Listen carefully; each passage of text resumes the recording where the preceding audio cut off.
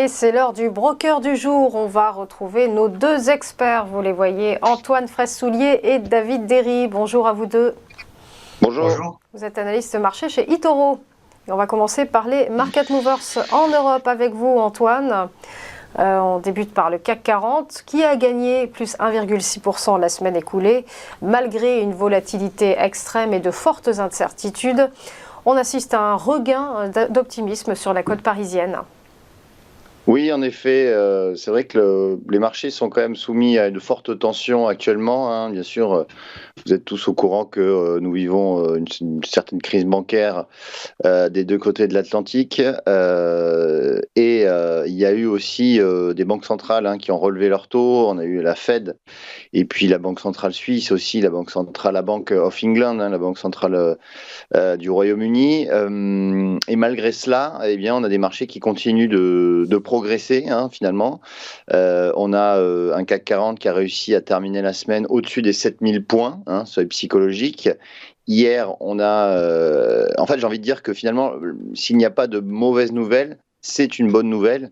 Et donc, toute absence, hein, de nouvelles qui sont contraires et qui sont défavorables au secteur bancaire constitue un point d'appui pour les marchés, finalement.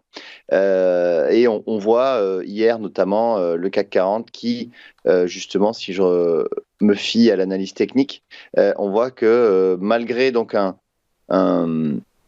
un point bas qui a été touché, donc c'était lundi dernier, hein, il y a une dizaine de jours, eh bien, on a un CAC qui tient qui au-dessus des 7000 points, qui a d'ailleurs touché ce matin à l'ouverture 7150 points. Alors ça constitue 7150, 7160, c'est une zone, hein, de résistance à court terme, effectivement. Donc pour l'instant, on navigue sous ce niveau. Si on arrivait à dépasser les 7150, eh bien, on pourrait, pourquoi pas, déjà rejoindre les 7200 et puis également les progresser. Mais attention tout de même, bien évidemment, on est quand même dans un environnement très chargé avec une volatilité extrême et il peut y avoir des à-coups à la hausse comme à la baisse.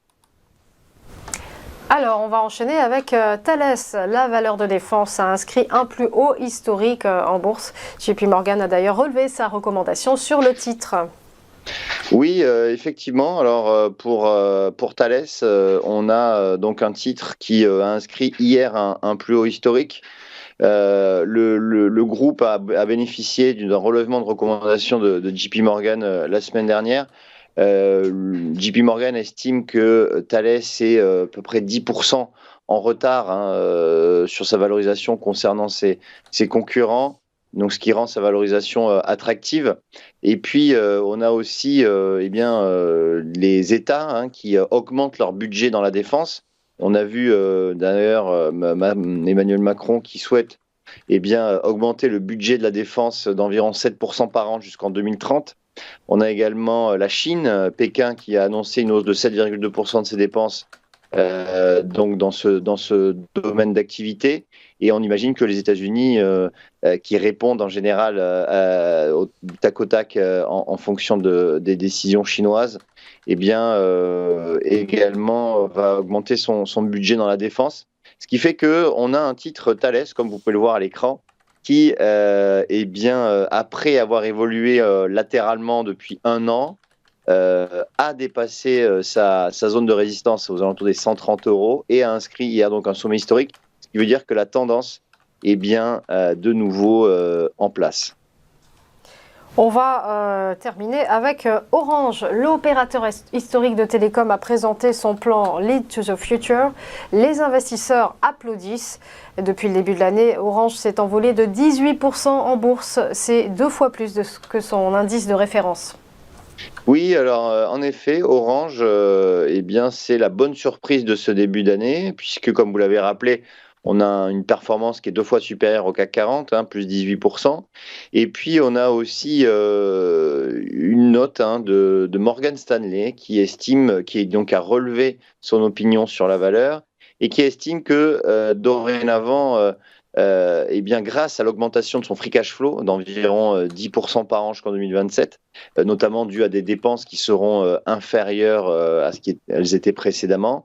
On a également son EBITDA, hein, c'est l'EBITDA, l'excédent brut d'exploitation, après le contrat de location qui devrait être solide.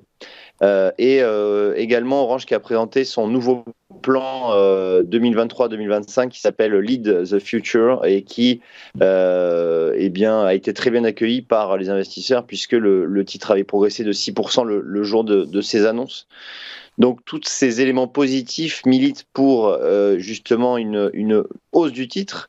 Alors lorsqu'on regarde un petit peu l'évolution d'Orange, eh bien, on voit effectivement, alors si je prends sur du long terme, on voit qu'on a un titre qui justement évolue latéralement hein, depuis plusieurs années lorsqu'on regarde l'évolution du titre. Et il semblerait que maintenant on veuille sortir par le haut de cet espace de consolidation qui dure depuis plusieurs années.